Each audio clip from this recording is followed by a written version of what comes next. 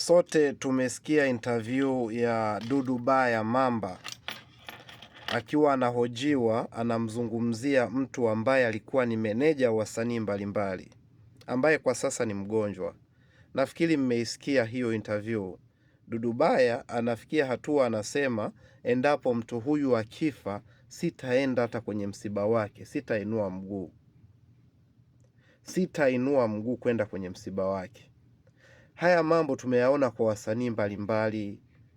Alikuwepo Koffi Olomide na msanii mwingine aliyefariki, lakini Koffi hakwenda. Tumeona watu mbalimbali, lakini hata wewe, hata sisi kwenye maisha tunayopitia, kuna wakati tunafika hatua tunasema fulani siku akifa sitaenda. Haya ni matokeo ya maumivu makubwa ya kisaikolojia.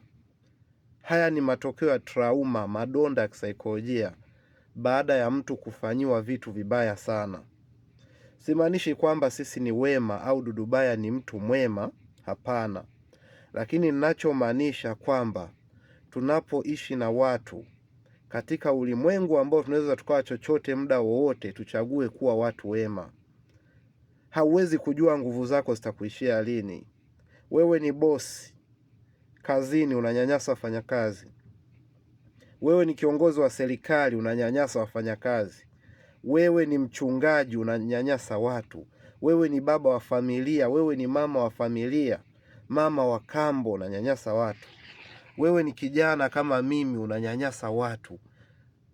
Sehemu yoyote ile ulipo, kama umeshawahi kunyanyasa watu, ujue kuna siku nguvu zitakuishia na hayo mambo yatakurudia kwa kasi ile ile au mara mbili au mara tatu ya ile ambayo wewe uliyatenda.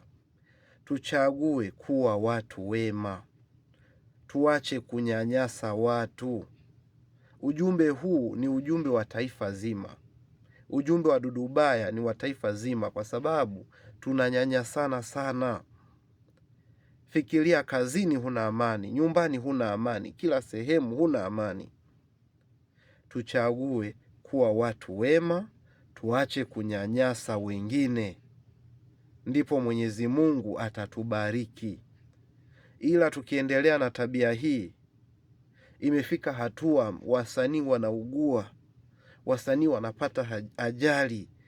Mpaka mtu anasema, anaulizia hali ya ng'ombe, aulizie hali ya msanii. Tumefika pabaya sana ndugu zangu. Tumefika pabaya sana. Kuweni watu wema na watu watawatendea wema kadiri ya wema ninyi mlioutenda.